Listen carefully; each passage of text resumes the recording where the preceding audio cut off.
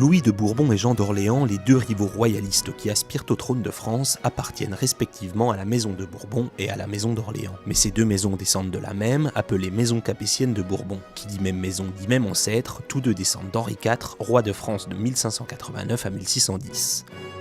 Évidemment, Louis et Jean ne sont pas les fils, ni les petits-fils, ni même les arrière-petits-fils, mais les arrière, bref, il faudrait le dire 11 fois, arrière-petits-fils de Henri IV.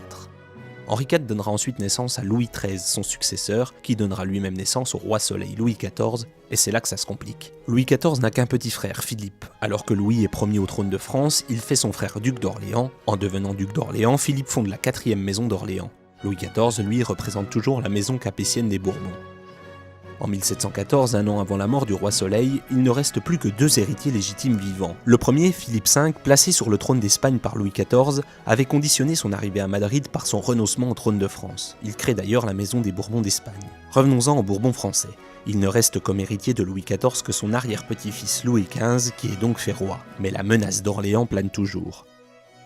Une fois Louis XIV enterré et Louis XV couronné, les parlementaires confient la régence à Philippe II d'Orléans, fils de Philippe d'Orléans et neveu de Louis XIV.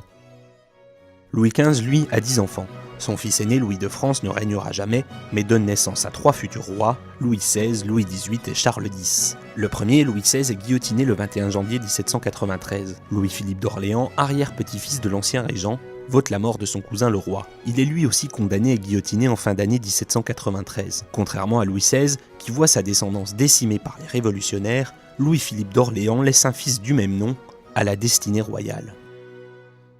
Mais pour l'instant, place à la Première République, puis au Premier Empire de Napoléon Bonaparte. Après l'abdication sans condition de Napoléon Ier, les alliés, coalition de pays ennemis de Bonaparte, choisissent de remettre un Bourbon sur le trône.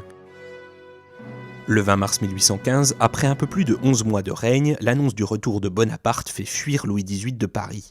Pourtant, ce retour de Bonaparte est encore plus bref, il abdique le 22 juin après la défaite de Waterloo. Les Bourbons sautent sur l'occasion, cette fois de manière plus durable. Louis XVIII, de retour, trônera de 1815 à 1824. À sa mort, son frère cadet, Charles X, lui succède. Pendant le règne de ses cousins, Louis-Philippe Ier d'Orléans est critique. Sorte de progressiste modéré de l'époque, il dénonce l'ultracisme des monarques bourbons et acquiert ainsi une certaine popularité. Quand Charles X abdique en 1830, après la révolution des Trois Glorieuses, les députés préfèrent Louis-Philippe Ier à Henri d'Artois, petit-fils de Charles X. Charles X avait pourtant désigné son descendant comme successeur dans son acte d'abdication. Mais c'est bien Louis-Philippe Ier qui est couronné. Pour la première fois, la maison d'Orléans place un roi sur le trône. Les Bourbons, eux, refusent de reconnaître ce roi dont le père a voté la mort de Louis XVI. Il restera pourtant sur le trône jusqu'en 1848, date de son abdication entraînée par la Révolution de février qui marque le retour des Bonaparte. Orléans et Bourbon sont sur la touche et le décès d'Henri d'Artois, sans descendance alors qu'il est le dernier représentant des Bourbons de France, va entériner le conflit de succession. Les légitimistes, qui ne veulent toujours pas d'Orléans, pensent qu'il faut remonter l'arbre des Bourbons pour trouver un successeur. Et ils remontent jusqu'à Philippe V. Souvenez-vous, c'est le petit-fils de Louis XIV, devenu roi d'Espagne tout en renonçant au trône de France.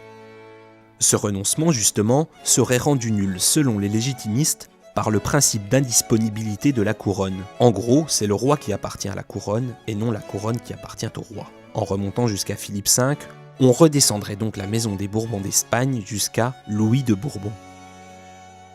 Les orléanistes, au contraire, s'appuient sur ce renoncement de Philippe V et sur le règne de Louis-Philippe, dernier roi de France, pour ériger la maison d'Orléans comme seule héritière de la couronne de France. Bref, pour les légitimistes, seul Louis de Bourbon, qui deviendrait alors Louis XX, est légitime comme actuel prétendant au trône de France, alors que pour les orléanistes, c'est Jean d'Orléans, qui deviendrait Jean IV, le seul prétendant légitime à la couronne.